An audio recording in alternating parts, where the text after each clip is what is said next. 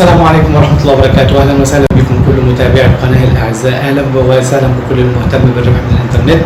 اللي بيتابعنا لأول مرة ما تنساش تضغط على زر الاشتراك، فعل زر الجرس، ويا ريت لو لايك للفيديو أكون شاكر جدا عشان الفيديو يوصل لأكبر عدد من الناس.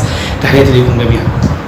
النهارده معانا موقع جميل جدا، موقع خاص بعمله اسمها عمله LBC. العمله دي كانت ممنوعه على كل مستخدمي الشرق الاوسط وكل مستخدمي الدول العربيه، واخيرا تم الافراج عن العمله وبقى التسجيل في الموقع متاح لكل الدول العربيه وكل القاطنين او الساكنين في الشرق الاوسط.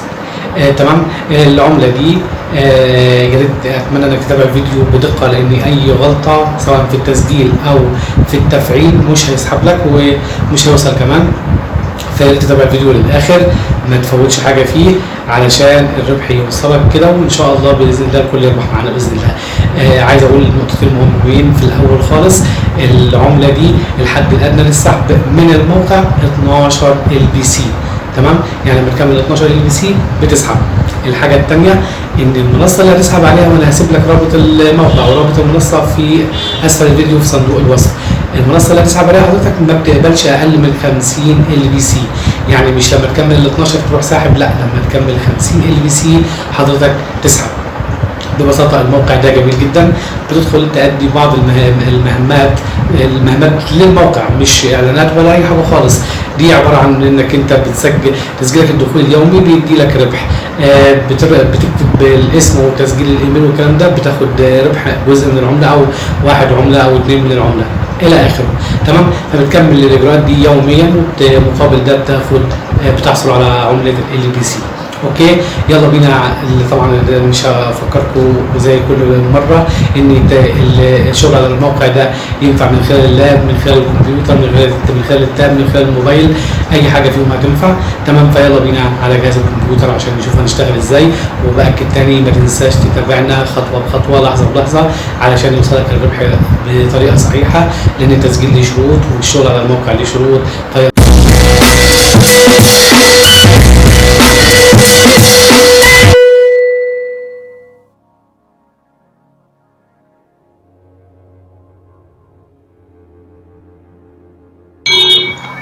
السلام عليكم ورحمة الله وبركاته، أهلا بكم مرة أخرى.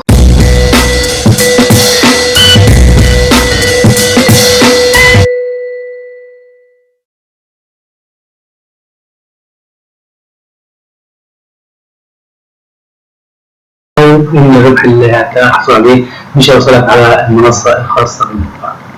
تحياتي لكم. نبدأ في أول خطوة. أنا بدخل على الموقع اللي هسيب لكم رابط الوصف بتاعه، الرابط بتاعه في صندوق الوصف ان شاء الله. وبضغط على كريت ان اكونت، فبينقلني بملى البيانات بتاعتي.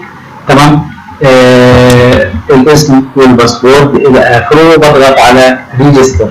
تمام، انا هملى البيانات مع قدامكم كده، وهعمل حساب وارجع لحضراتكم تاني. وبعد ما مليت البيانات حطيت الاسم والباسورد وضغطت على تسجيل، فبيبعت لك رسالة تفعيل على البريد الإلكتروني، فبتتوجه للبريد الإلكتروني وبتضغط على كلمة كونفيرم إيميل. فأنا ضغطت على اللينك كده، فراح موديني على صفحة جديدة وقال لي تم التفعيل وقال لي سجل دخول. فأنا بعمل كده، بضغط على الرابط،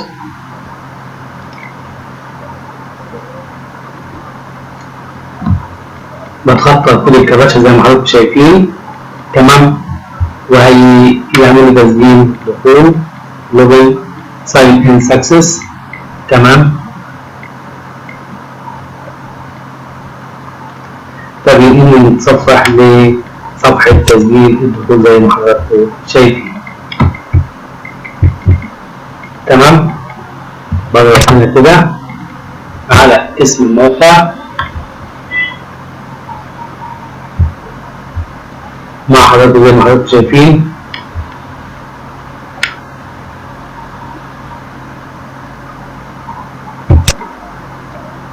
اهو حضراتكم شايفين معايا.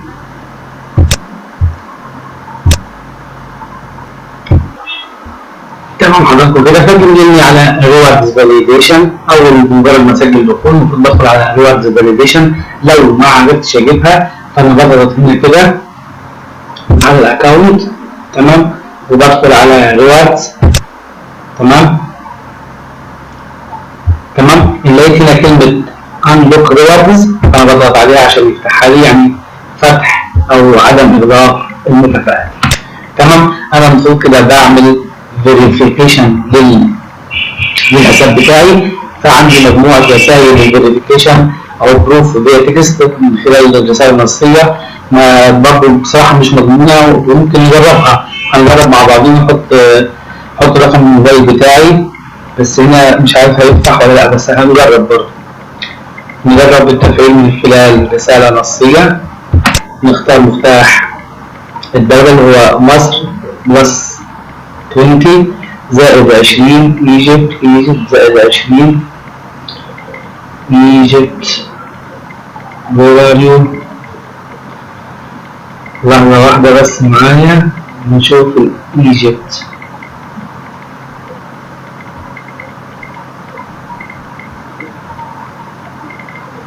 لأنها هنا تبقى سهلة معانا خالص.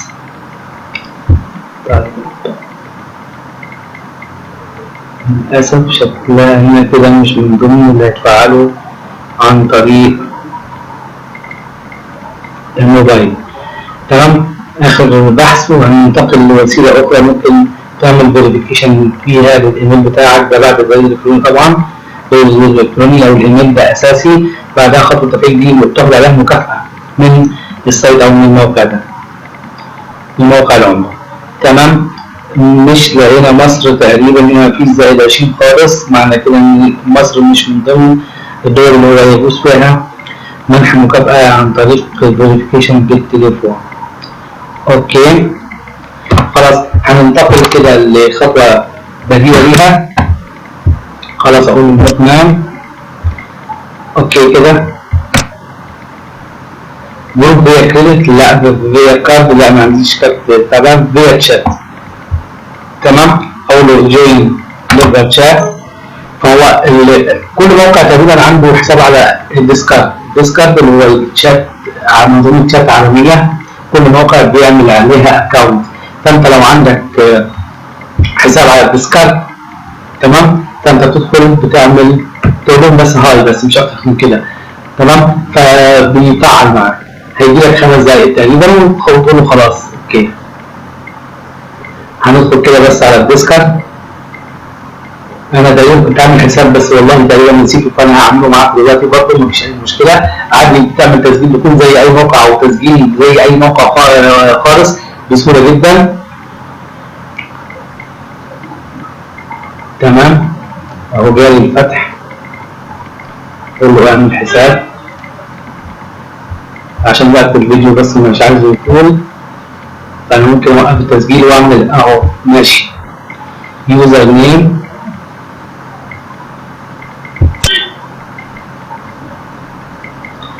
احط اليوزر نيم ده مفيش مشكله خالص معايا. اقول له كونتينيو.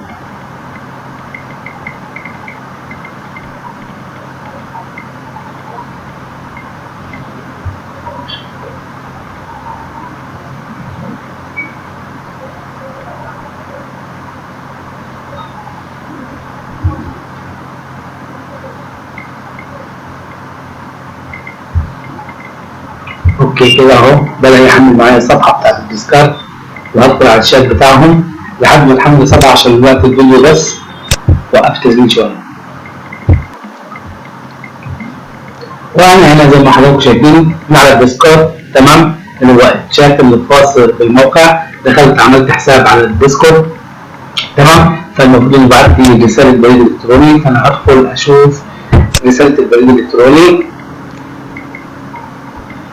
وهعمل تفعيل لحساب الديسكورد، لحساب اللايبرري على الديسكورد. تمام. هفعل الايميل بتاعي، هفعل الحساب بتاعي من داخل الرسالة.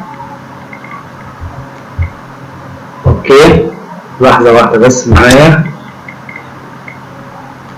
دي الخطوة اللي قبل كده. كده انا منتظر رسالة التفعيل اللي هتعالي الديسكورد عشان افعل حساب الشات ده، عشان اعمل برو او اثباتية على الديسكورد. بعت لي الرسالة زي ما حضراتكم شايفين. هدخل على الرسالة.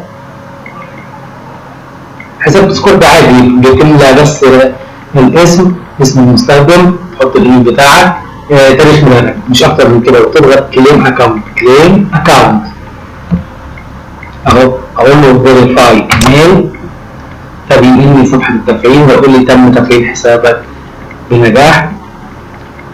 تمام.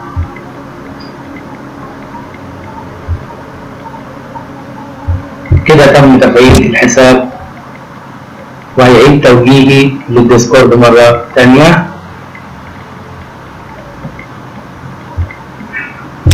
زي ما حضراتكم شايفين اهو، verifying your email now let's make sure you are human. يقول لك دعنا نتحقق انك انسان بشري مش روبوت. خطوات سهلة جدا وبسيطة جدا، ما عليك انك انت تنفذها، مفيش اي مشكلة خالص. وهنتابع مع بعضينا ازاي نربح من الموقع ده وازاي نحصل على العملة. هنعمل ايه بالظبط؟ تابعوني. اقول له انا لست روبوت، يا اما يفتح لي كباتشا يا اما هيديني صح ويريحني. ما اعتقدش انه هيريحني، يبقى هيديني كباتشا احلها. تمام، هنشوف مع بعض.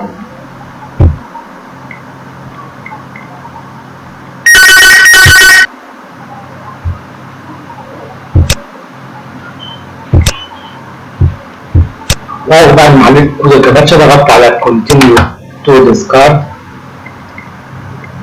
فيقول كده ينقلني للصفحة التالية، وبدخل على الشات. ما عليك بس تتبع الخطوات، أو يقول لك تم تفعيل الإيميل بنجاح، يقول لك continue to discard أو جاري تحميل الصفحة.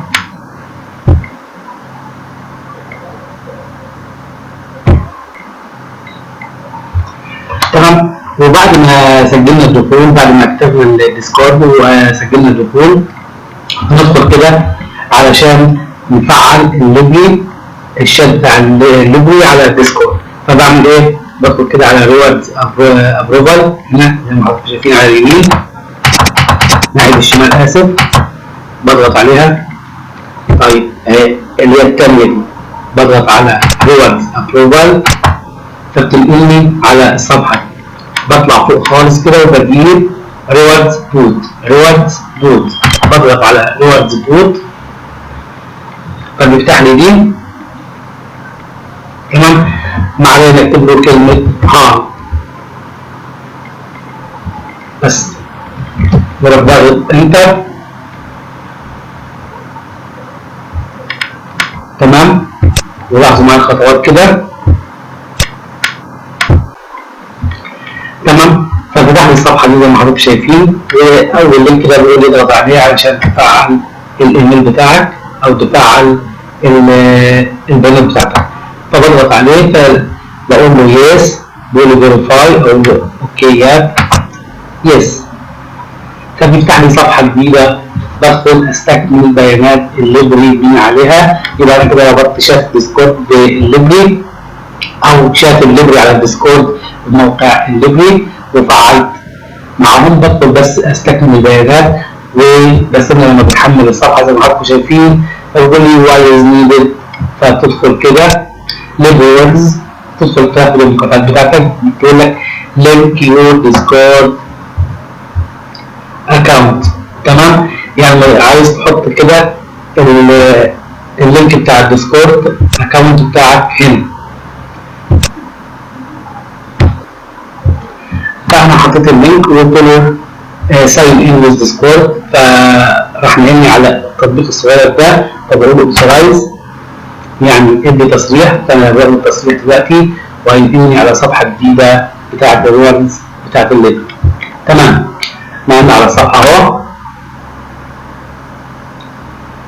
خلاص اهو. بيقول لي لينك يور سوشيال نتورك، بيقول لي ساين ويز فيسبوك، اعمله ساين ويز فيسبوك.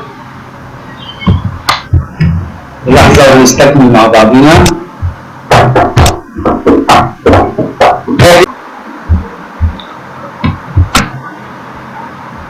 وزي ما حضراتكم شايفين كده عملنا ربط بين الحساب وبين حساب الفيسبوك، حساب ليبري وحساب الفيسبوك.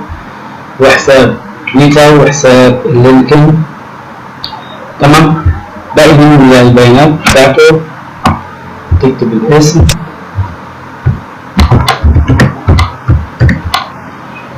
والفاميلي نيم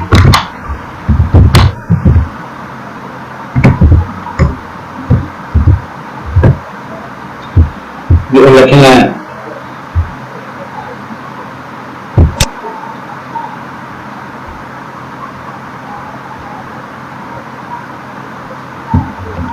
تكتب الايميل بتاعك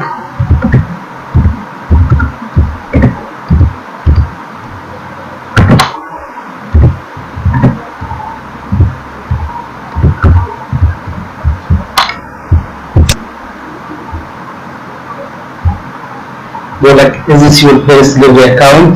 Yes. Are you currently using VPN or no? Is this your first time going through this verification process? I will do yes.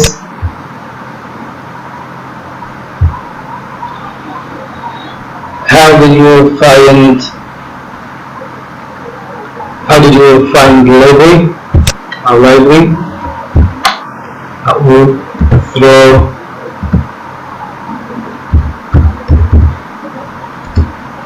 a friend.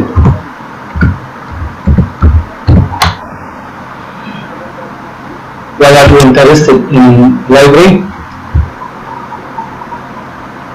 Because I am interested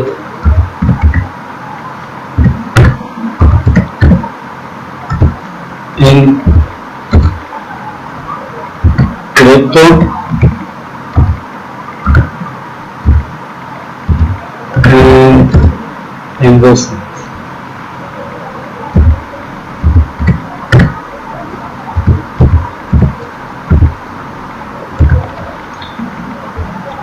اوكي كده مليت كل البيانات. What feature would you like want to see on library or how can we do better؟ يعني ماذا تريد أن نطور في library؟ وإيه المواصفات اللي بتحبها في library؟ أقول I like to deal with more platforms.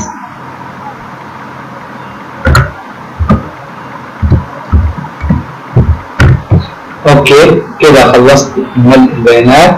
هضغط submit for inspection يعني خلاص برفع كل المعلومات بتاعتي. هنحمل الصفحة مع المتصفح ونشوف. from submit successfully you can reply back. تمام. بيقول لك تستطيع العودة مرة أخرى. تمام. أنا برجع مرة تاني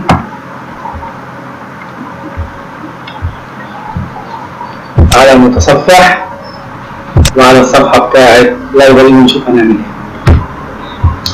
وبعد ما خلصت البيانات زي ما حضرتك كده بتقول ينتقل على الموقع. خلاص كده مليت البيانات وربطت الحسابات مع فيسبوك مع جيت هاب لو موجود عندك مع تويتر كمان مع لينكدين. كتبت اسمي واسم العائلة والايميل اللي انا سجلت بيه في الليبري وفي الديسكورد برضه.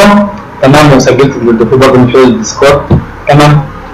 مليت كل البيانات وضغطت على سبميت فور انسبكشن. خلاص انا كده برجع للشات بتاعي بتاع ليبري على الديسكورد وبكتب كلمة انا خلصت. يبقى كده finished يعني انتهيتها وخلصت الاجراءات كلها finished. اوكي واضغط انتر. تمام. وبنتظر بشوف هيرد عليا. المفروض يرد عليا كده ويقول لي اوكي تم التحقق بالفريق بتاع الليبري على ديسكورد. بيتحقق من المعلومات ومن الاجراءات اللي انا عملتها وبيرجع يخاطبني تاني في روم حاجه بسيطه. وطبعا في العاده يعني الوقت ده بيستغرق حوالي من 10 دقائق تقريبا الى حوالي ساعتين. تمام. الى ان يتم مراجعه البيانات بتاعتك والمعلومات اللي حضرتك كتبتها. تمام. فبتنتظر مده الساعتين لحد ما يحصل ابروف على المعلومات بتاعتك وعلى الحساب بتاعك من قبل فريق الدعم. طبعا اكيد هنوقف تصوير لحد ما يحصل ابروف على الحساب بتاعك.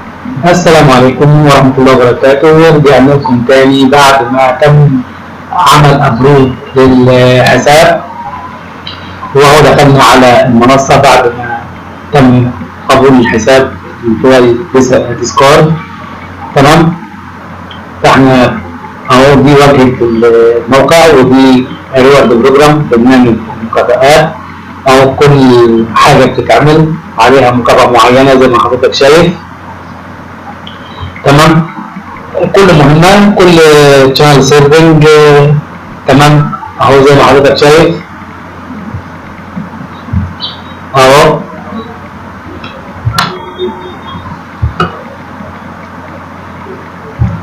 بنستكشف مع بعضينا. كل انفايت عليه بونص، الديلي واتش ريورد عليه بونص، كل حاجه في الموقع عليه ريورد من الموقع. لما بدك تدخله بتعمل بتضغط كده مثلا جيت تو LBC، بتكتب اسمك، النيك نيم بتاعك، اسم الشهره بتاعك، وبتحصل على 2 LBC. تمام.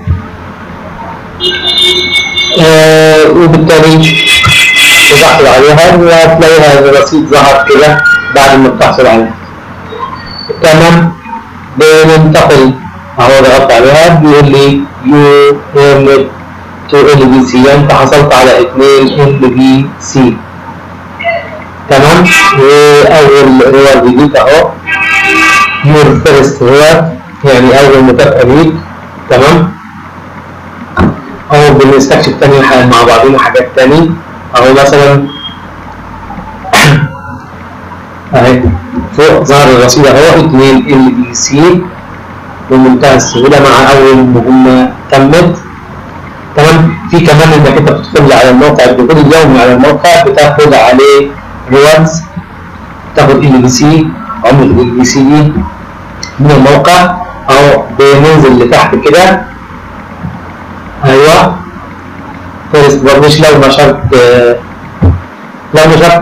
مقطع فيديو، نشرت ملف يتم نشرته مع الاخرين الاعضاء اللي عندك، فانت بتحصل على LBC، فبتاخد 3 LBC مقابل النشر ده. تمام. اهو شير deep thoughtful video or dumb picture of your cat. تمام. يعني تنشر مقطع فيديو او صوره القطه بتاعتك او اي حاجه خاصه بيك، فبتاخد ال3 LBC. تمام. او عندك الديلي واتش ريورد، هو بيقول لك راندوم ريورد ات ليست 1 LBC فور واتشنج anything at all. تمام. انك انت بتحصل على 1 LBC مقابل مشاهده اي شيء على الاطلاق، يعني كل ما بتشاهد حاجه مجرد منشوره على القنوات اللي مسجلين في الموقع ده، فانت بتاخد 1 LBC على كل مشاهده. بالحقيقه برنامج حاله فوق الممتاز. تمام. بتمنى ان الكل يستغله. تدخل كده وبذكر تاني اهو، تدخل كده تحصل على المكافآت دي بصفه مستمره كل يوم. تمام. عايز اقول حاجه تاني، ان الحد الادنى للسحب من الموقع 12 LBC، لكن لازم تبقى عارف ان الحد الادنى للسحب على المنصه، يعني ما ينفعش تكون على المنصه اقل من 50 LBC. تمام. عشان ما تسحبش ال 12 مش هيوصلوا المنصه، فلازم تبقى واعي للنقطه دي كويس، ان التحويل في حدود مش اقل من 50 كما فوق 50 LBC. اتمنى ان يكون افدتكم بالحلقه دي، واتمنى كمان ان الكل يربح. ما تنساش تسجل، هسيب لك رابط التسجيل في اسفل صندوق الوصف، اسفل الفيديو في صندوق الوصف، هسيب لك رابط المنصه اللي هتسحب عليها في صندوق الوصف. وتحياتي للجميع.